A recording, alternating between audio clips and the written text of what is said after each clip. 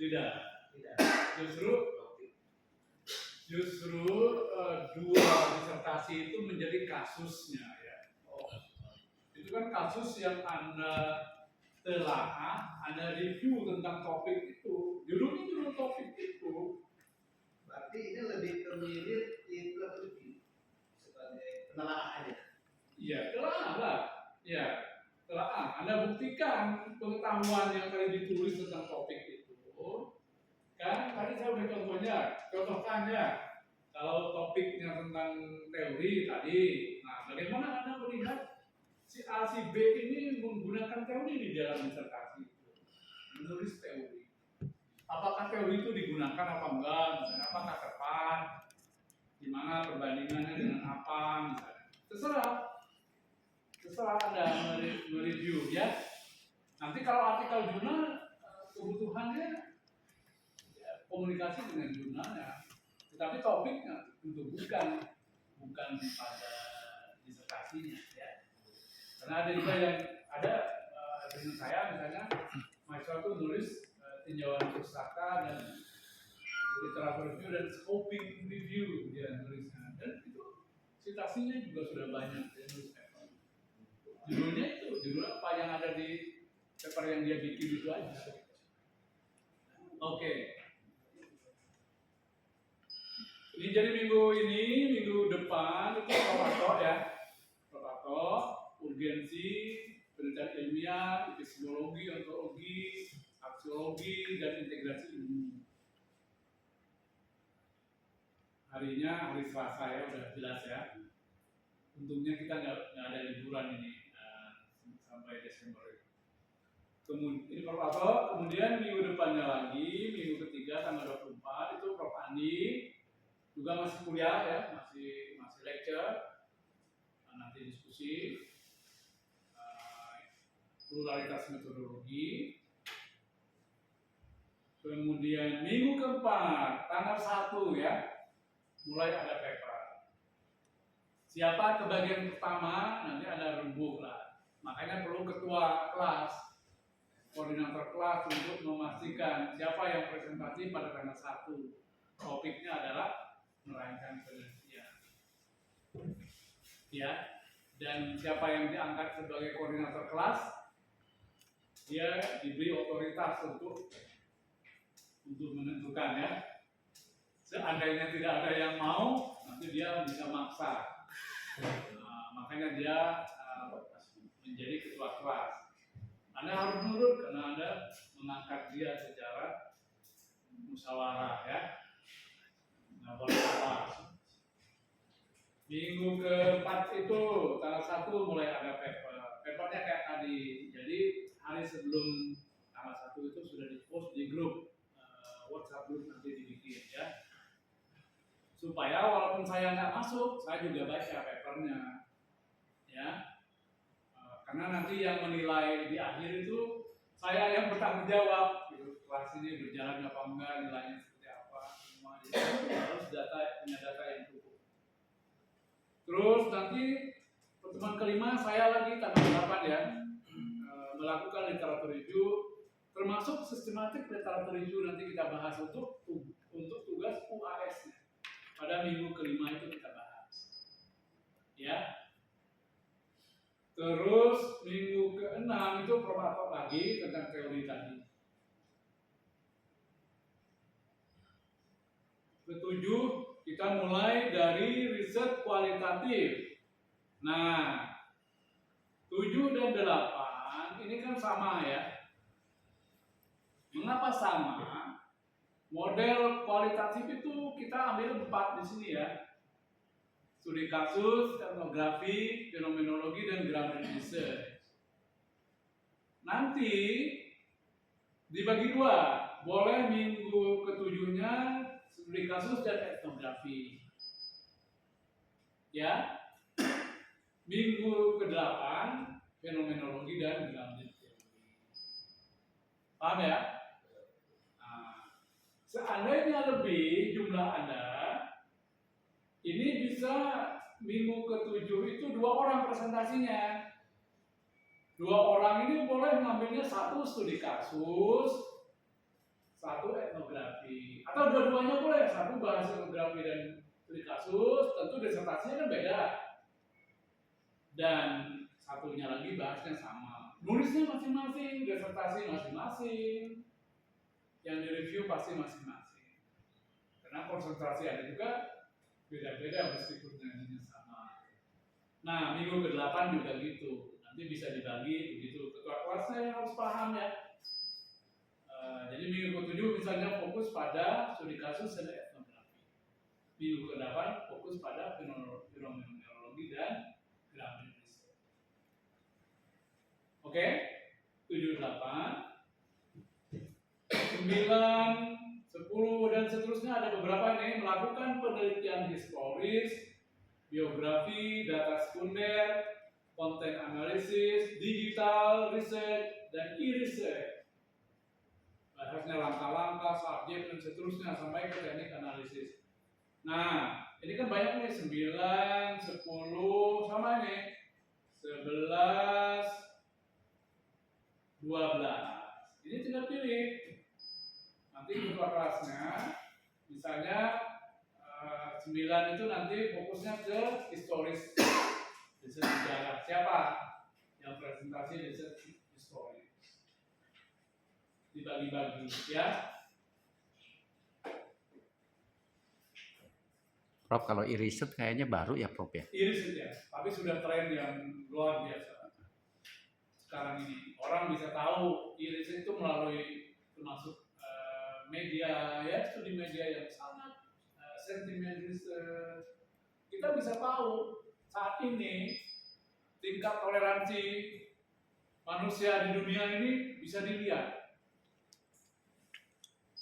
Sejauh mana tingkat toleransi melalui ceknya misalnya studi Twitter misalnya.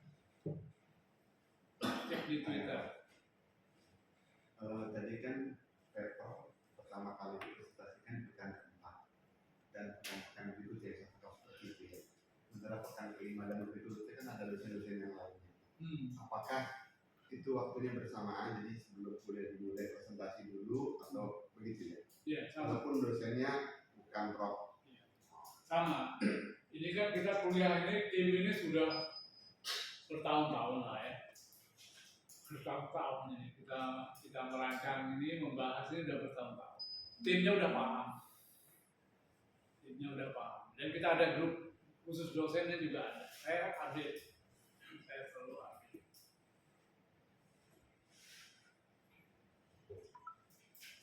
Jadi dalam minggu ini saya grupnya nanti sudah ini dan mengingatkan jadwal-jadwal dosen dia tahu siapa yang akan. Biasanya akan berkomunikasi ketua kelasnya, koordinator kelasnya komunikasi bisa ya. Kadang dosen senior tidak cek grup bisa saja ya. Jadi dan mengingatkan dosen akan masuk ya. Jadi itu sama. Kenapa ini banyak? Karena ini tren. Ya silakan. Ini tren riset karena di pasca ini risetnya pustaka atau risetnya teks. Makanya bagian ini lebih banyak dibahas ya.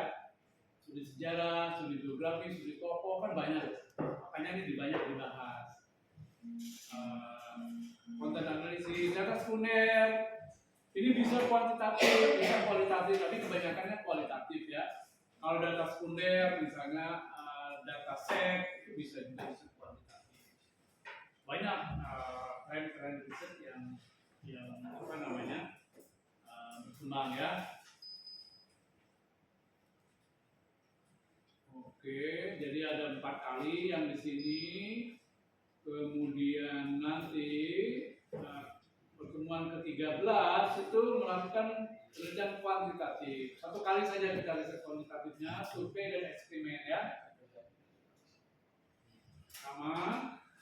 Nanti 1 kali. Kalau misalnya di sini jumlah Anda ini ya presentasi 2 orang ya. Masing-masing papernya 2 orang. Kemudian ke-14 melakukan penelitian mix method. 15 menyajikan hasil penelitian dan menulis artikel jurnal. Nah ini bukan disertasi yang 15 yang direview adalah artikel jurnal. Ada 2 tugas ya Prof ya? Ya, Ada 2 tugas. Oh 1. tugas Paper. untuk presentasinya 1, Ah, kemudian direvisi, itu nanti dinilai. yang itu yang Kemudian jurnal. UAS, ujian akhir semester kan biasanya orang bisa ujiannya tulisan di kelas kan? Iya. Kita tidak, tetapi diganti dengan paper sama panjangnya, bentuknya adalah sistematik literatur. Makanya Anda lebih bagus milihnya presentasinya di awal. Jadi memperbaiki, sudah selesai perbaiki, kalau bisa Anda sudah submit ke jurnal ketika kuliah kita belum selesai, sudah ada tanda terimanya, ada ROE-nya misalnya, itu akan membantu penilaian. Anda sudah bisa fokus ke nulis SLR-nya, sistematik literatur. Ya. Oh, bahasa Inggris boleh? Ya, bahasa Indonesia apa bahasa Inggris? Atau kalau bahasa Arab ada yang bisa diterjemahin?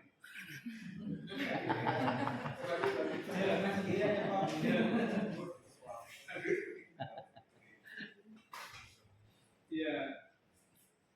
Min ini? Mesir. Oke. Bagus Inggris ya.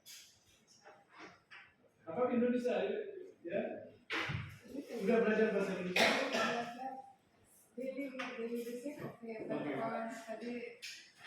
Oke. Tapi kalau menulisnya nanti paper dalam bahasa Arab juga tidak apa ya. Ada tim kita banyak yang bisa baca. Saya bisa baca di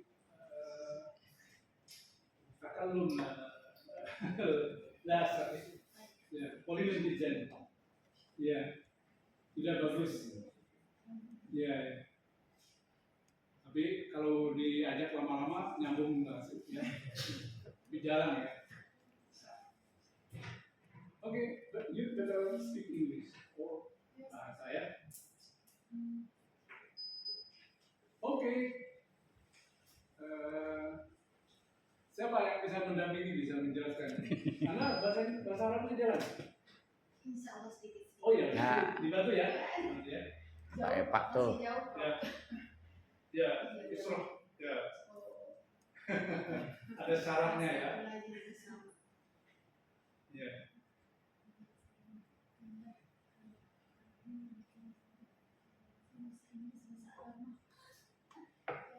Iya. Oke, nanti tapi Prof atau yes tadi atau Arif ya kulhum yatakallam bil Arabi kecuali saya. Mas Ari bisa, kalau Bu Iris enggak, kalau Pak Andi bisa, ya, Pak Fuad juga bisa, mereka jago-jago. Pak Anto juga saya kira bisa. Kecuali saya karena tidak bagus. Belajar ya, takallum Arabiyah minal kutub al-qarimah. Ya, qiraah apa? Ya. Ya. Oke. Ada bisa tanya?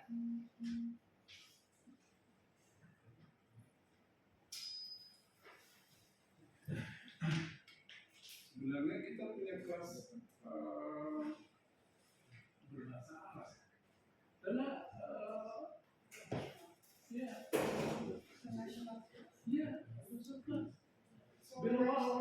باللغة العربية ya. Atau dari Saudi, dari kedutaan ya, Saudi ya, jurnal yang terindeks Sinta ya. Bebas. Kalau itu bebas dimanapun. Dan semua kan terbuka, open. Anda kirim kemana, semua tidak ada yang tertutup. Kalau untuk kolaborasi, Dibagikan nggak? Boleh Prof ya. Boleh aja Ah, ah. setelah itu. Kalau setelah selesai dapat nilai kan Anda boleh berkelompok. Jadi gini Prof, misalnya untuk tugas saya penulis pertama, Mas Dwi penulis kedua. Nah, Kalau penulis di kelas nggak bisa. Ah, Kalau untuk presentasi, untuk apa nggak bisa. Tapi kalau selanjutnya Anda mau publikasi silakan. iya, ini dipublikasi Ya, gitu ya. oke. Karena kan meskipun penulis keempat kan untuk dosen atau PNS kan dapat kum Prof. Betul. Itu. Silakan. Gitu ya kolaborasi. Nggak masalah. Karena kalau Sinta 2 kan lumayan juga. Sinta 2 aja, betul. Ada biaya juga. Ya, ada yang berbiaya, ada yang tidak ya. iya, Prof. Oke.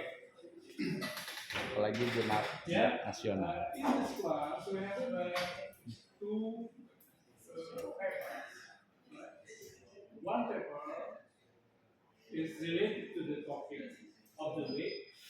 For instance, we discussed photography, for instance, and each student makes a paper and present it in the class. All students and each student should present it to. Yeah. Yes. Yes, that's the first paper. And then in the class, you may get explanation and critique from your lecturer, and you revise the paper, right? And then we will give some assessment to the paper. I especially as a coordinator of this class. That's the first one. And the second one is you doing systematic literature review. Maybe you heard it. Systematic literature review. This is another paper. 6,000 and 7,000 words. Yes. And that's as a substitution to the final exam. So there is no final. There's no exam in the class. No written exam. Or no oral exam, no, but it is a paper systematically. Later in the class, I will explain what systematic literature review is. Okay? Ya. Seharusnya ada yang bisa jelaskan ke dia atau saya bisa ngasih kuliahnya dalam bahasa Inggris ya, kalau Anda paham ya. Kalau ini paham, kalau yang ini. Insyaallah. Saya Eman Prof. Iya. Oke. Prof, izin. Ya. Untuk topiknya kita membuat tugas itu harus menyesuaikan dengan disertasi kita atau Bebas. SLR-nya bebas. Sesuai dengan bidang Anda boleh. Yang agak jauh-jauh dikit boleh, silakan. SLR yang mudah Anda buat nanti ya untuk tugas di UAS. kalau ini Prof, paper nanti bisa kita kolaborasinya sama profesor boleh nggak? Boleh. Untuk Boleh. mempublikasikan. Ya, tapi kalau semua ini harus dihubungi, harus dibahas bersama ya. Berarti harus Harus kan? review, Kan? bahas bareng ya. Sebelum sampai. Oke. Ada yang paper dari kelas ini tahun lalu terbit di jurnal Scopus. Do you know when we talk about scientific journal, academic journal in Indonesia, the government make rules that the highest level of journal, or we call it internationally reputable journal. It's indexed by international database like Scopus. Scopus is a famous one. So you, as a PhD student, before you defend your dissertation, and in the final exam for your dissertation later, before that, you have to publish one. Should be Scopus or Yes, should be Scopus. That's why when you write a paper in the class, you should prepare for that in this class and then the other classes should be where English, usually English, but in some journal use Arabic. Several journal contain Arabic paper, especially like in Studia Islamica, we have a Scopus Index journal in our campus, Studia Islamica, and it is one of the articles usually in each issue. It's written in Arabic. Yes, and many other.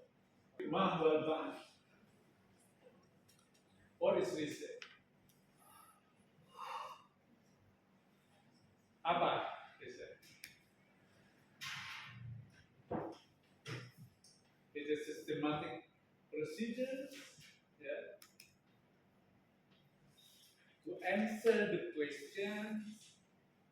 What is it? Question by collecting data and analyzing them into a systematic set of results to answer the question. Jadi selalu ada risk question, selalu ada standar metodologi dalam pengertian how to collect data, how to analyze data, interpret data, sampai ke produce set of conclusion, ya, to the formulated questions. Itu yang dinamakan research. Tapi ada Google ya, do googling. Tetapi selain dari research, banyak hal yang Anda harus paham dulu ya. Jangan sampai keliru. Apa yang harus Anda pahami ketika mengikuti kuliah ini? Anda sering mengatakan fakta. Fakta. Fact. Do you know fact? What is it in Arabic? Fact. Al-haqqa. Al-haqqa. Fakta. Fact. Apa fakta? Apakah fakta sama dengan kenyataan? Fact and reality. Apakah sama? Sama. Sama. Tidak. Sama tidak? No. Iya. Iya, iya. Betul. Fakta tidak sama dengan realitas. Okay? Fact is not the same as reality. Ada satu realitas, tetapi bisa melahirkan banyak fakta. You know, kita tidak pernah menemukan fakta. We never find a fact, but we construct fact. We produce fact. Kita tidak pernah menemukan fakta ya. Kita menemukan kenyataan. Kita melihat kenyataan, mengindra kenyataan. Tapi kita tidak menemukan fakta. Kita menyusun fakta. Apa maknanya? Tapi fakta yang kita susun harus sesuai dengan kenyataan. Kenyataan yang satu bisa melahirkan banyak fakta. You know, we have one building of middle school. Kita punya satu gedung, right? That's one reality.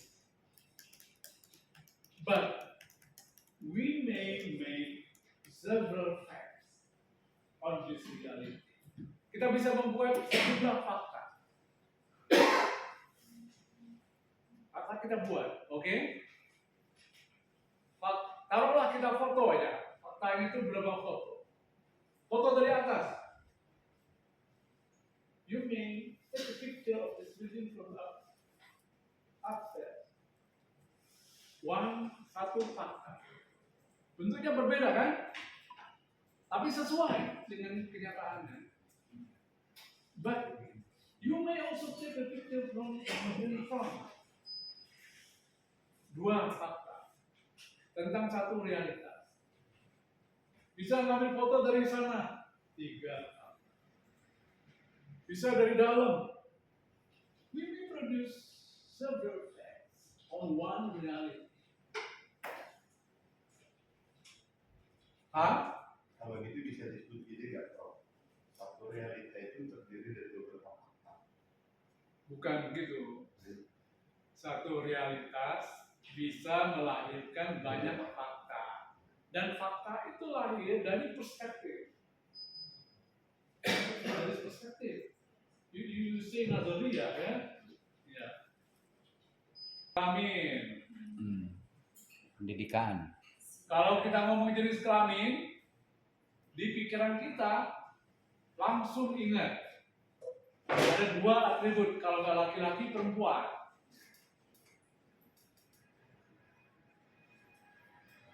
Cara gampang untuk menguji apakah suatu konsep itu variabel atau bukan, kita suruh orang ngisi form. Kalau tulis nama, your name, gampang. Umur, ya, berapa umur. Tapi jenis kelamin, gampang. Tapi kalau tadi ngomong pendidikan, coba kalau pendidikan apa yang ada isi? Pasti bingung. Makanya dia bukan variabel. Dia konsep education, konsep tarbiyah, ya. Kalau tarbiyah, pendidikan itu konsep, tetapi belum menjadi variabel. Tapi kalau untuk menjadi variabel, ketika kita suruh tingkat pendidikan, Anda bisa tulis S2. Ya, pendidikan belum menjadi variabel. Kita mengambil perspektif atau aspek-aspek tertentu dari konsep itu untuk menjadikannya menjadi variabel. Variabel itu menjadi objek riset. Oke? Objek riset itu adalah variabel. Atau masalah penelitian kita itu adalah objek riset. Biasanya variabel dianggap sebagai objek riset atau masalah itu objek riset. Kalau orang yang diteliti itu tidak dipanggil objek, oke? Never say object to the people that you collect the data from them. Mereka disebut subjek. Jadi subjek riset itu adalah orang yang memberikan informasi ke kita, itu disebut subjek riset. Bukan objek riset. Ya, subjek riset itu kadang-kadang disebut partisipan. Ya, kalau you menulis artikel, you write your article, you refer to the person who produced the data, you may call them participant of this research, subject of this research. Kalau dia diminta kuesioner menjawab kuesioner, kita bisa menyebutnya responden. Tetapi tidak semuanya menjadi responden. Kadang-kadang orang itu informan. Apa bedanya? Informan and responden. Itu di metode penelitian, Prof. Apa? Kalau kuantitatif itu responden. Kalau kualitatif informan. Oke. Betul, separoh. Separoh. Secara umum gitu ya.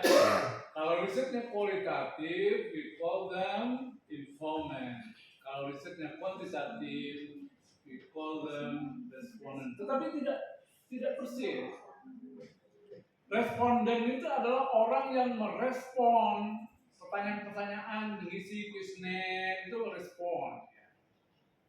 Tapi kalau informan, orang yang memberikan informasi tidak tentang dirinya, tidak hanya tentang dirinya, tetapi tentang kebudayaan, tentang pengetahuan dia, tentang tradisi yang berkembang di masyarakat, tentang sejarah, tentang sejarah kota, apa gimana, itu orang yang memberikan informasi itu adalah informan. Dia tidak bercerita tentang dirinya, tetapi dia menyampaikan informasi tentang apa yang dia ketahui tentang peristiwa itu. So, informant is those who inform us regarding cultures, history, or cultural phenomenon, yeah. Anything that we need for our research, we call them informants.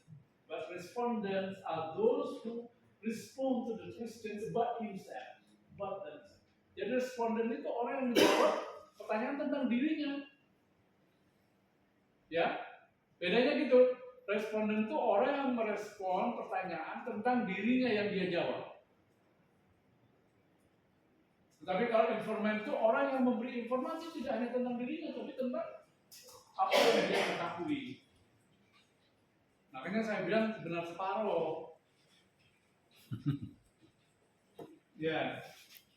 Tapi participants are natural word that we will use in our research. Ya. Participants. Sekarang ini orang lebih suka menggunakan istilah partisipan. Artinya orang yang berpartisipasi di dalam. Oke. Nanti ada variabel, ada proposisi ya, hubungan antar variabel, antar konsep, interrelations between variables, atau konsep statement that relate variable and variable, konsep and konsep. Kita menyebutnya proposisi. Kalau proposisi itu untuk diuji kebenarannya, kita menyebutnya hipotesis. Ya. Nanti sejumlah proposisi menjadi teori. Saya kira saya sampai situ dulu. Sekedar pemanasan. Just introduction ya. Bahasa Inggrisnya assumption ya. Assumption is not hypothesis. Dalam bahasa sehari-hari Anda sering menyebut saya punya asumsi untuk dibuktikan. Asumsi tidak pernah dibuktikan dan tidak perlu dibuktikan. Yang namanya asumsi. Assumption is not to be tested, ya, not to be tested. Assumption is assumed to be true, diasumsikan benar. Ketika you have theory, every theory has assumption. So the assumption related to theory, is related to the question, to your research question. The assumption is not to be tested. Tidak perlu dibuktikan. Kalau Anda menggunakan istilah asumsi ya, asumsi itu kalau teori checklist bisa dites, hipotesis checklist bisa dites. Tapi ketemu di asumsi dia X. No, tidak bisa, tidak untuk dibuktikan. Dia udah pegangan ya, pegangan. Dan pegangan itu menggambarkan keterbatasan dari riset kita menggunakan suatu teori tertentu. Jadi jangan pernah menyamakan kata asumsi dengan hipotesis. Dia jauh.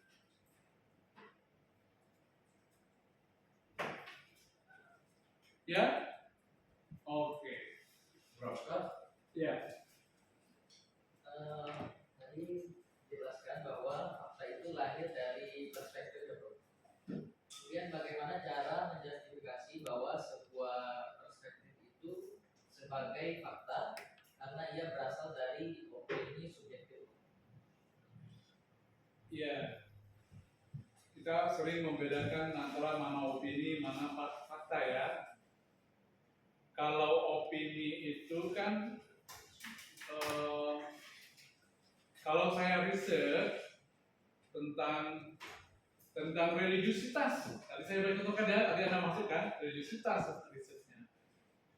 Faktanya ada data yang saya kumpulkan dari apa yang mereka isi, pendapat-pendapat, hasil kuesioner itu menjadi fakta dan menjadi data untuk dijawab penelitian. Oke? Itu fakta. Tetapi kalau saya berpendapat, opini saya harusnya kalau orang begini itu adalah opini saya. Oke? Beda ya? Beda dengan hasil riset dan pendapat saya. Oke? Ini fakta, ini opini. Tetapi pendapat saya bisa dijadikan fakta kalau orang melakukan riset tentang saya. Si A beropini berpendapat begini, itu menjadi fakta bagi dia. Fakta kalau risetnya pendapat atau perspektif tokoh ini tentang ini. Dia menjadi fakta ketika riset itu dilakukan. Tapi kalau si A itu nanti dia beropini lagi, pendapat itu tidak bagus apa? Opini dia. Paham ya? Iya. Ya. Ini saya ingin tanya terkait dengan hipotesis tadi sama asumsi. Biasanya dalam proses menulis itu ya Pak, kita membaca literatur dan sebagainya. Kemudian kita sudah punya apa istilahnya mendapat gap antara teoretik dengan realitas lapangan itu. Nah, kemudian dalam proses membaca literatur itu, kita kayak merasa sudah tahu arah tulisan kita. Ya, kita sudah kayak punya jawaban ini tulisan kita mau arah kemana. Kira-kira jawaban kita terkait dengan tulisan kita mau arah kemana itu asumsi apa hipotesis? Ya, itu adalah hipotesis. Itu hipotesis. Itu bukan asumsi. Asumsi itu dasarnya adalah literatur yang kita baca itu. Ya, literatur yang kita baca kan ketika kita baca literatur itu kan banyak yang kita baca. Taruhlah kita punya matriks, misalnya pro kontra, kan? Ada pro kontra. Kita menemukan banyak yang kontra. Ya, kita udah punya riset tentang ini, kebanyakan kontra. Kita udah bisa ada namanya thesis statement bahkan di depannya bahwa riset tentang ini kecenderungannya begini. Sudah bisa, dan itu boleh disebut hipotesis. Bahkan pernyataannya kita sudah tegaskan. Boleh di ujungnya nanti ketika literatur review kita tegaskan kembali tesis kita, diulang kembali di kesimpulan. Kalau kita melakukan literatur review, memang begitu. Kita tidak memberikan opini, kita tidak melakukan riset, merumuskan pertanyaan baru, enggak. Kita fokus kepada apa yang orang sudah lakukan dan kita dengan data yang kita kumpulkan kita sudah punya gambaran. Boleh itu disebut hipotesis. Dalam tulisan kita nyebutnya thesis statement. Ya. Tesis sudah ditegaskan. Iya. Bagaimana misalnya kita sudah punya gambaran itu, tapi metodologi kita teknologi yang misalkan tidak bahwa itu dirancang untuk memilih model yang mana.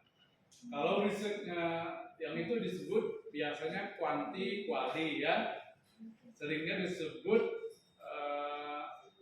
explanatory sequential research ya.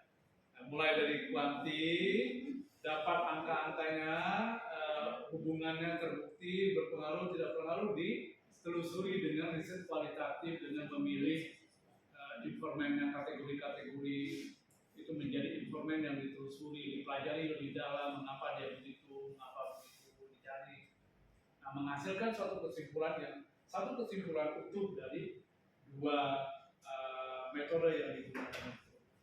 Kuanti, kuali, karena ini tujuannya untuk menelusuri tadi mengapa begitu. Karena kuanti tidak mampu untuk mendalami lebih dalam ya tentang kalau risetnya responden 500 ini tapi dicari nanti 10 orang mewakili, ada yang nilainya skornya rendah, skornya tinggi, diambil, dipelajari, wawancara, mendalam, misalnya. Itu kualitatifnya. Tapi kesimpulannya nanti satu kesimpulan utuh. Itu disebut mixed method. Ya. Tetapi sesungguhnya yang kuanti itu kemudian perlu didiskusikan. Itu beda lagi. Murni kuantitatif, tetapi diskusikan hasilnya secara lebih mendalam dengan literatur terdahulu yang relevan. Dan itu wajib dilakukan. Temuannya begini, interpretasinya apa? Seringkali kuantitatif itu tidak menyajikan interpretasi yang cukup, tidak menyajikan diskusi tentang temuan itu dengan membandingkan temuan literatur terdahulu yang relevan.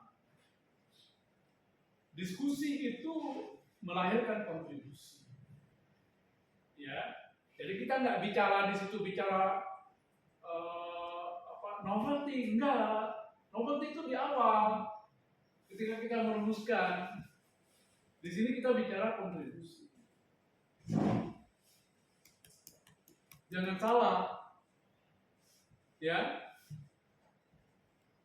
Di situ bukan pertanyaan tentang novelty, itu pertanyaan tentang kontribusi karena udah bicara hasil riset.